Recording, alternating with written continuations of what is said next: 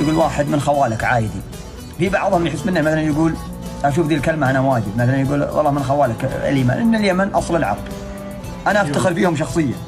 رجال كفو وتراهم اهل كرم.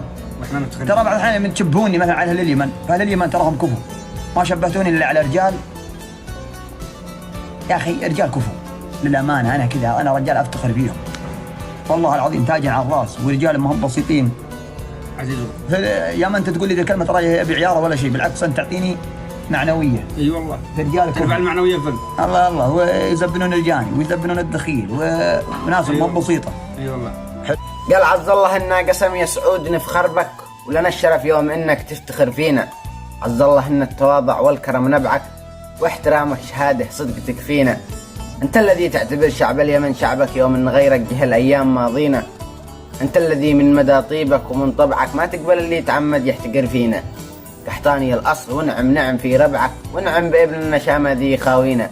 تبغى الحقيقة ومهما قلت في حقك نعجز بوصفك ومدحك في قوافينا. ما دام تفخر بنا والشعب هو شعبك، يا سعود لا ضاق حالك احتزم فينا.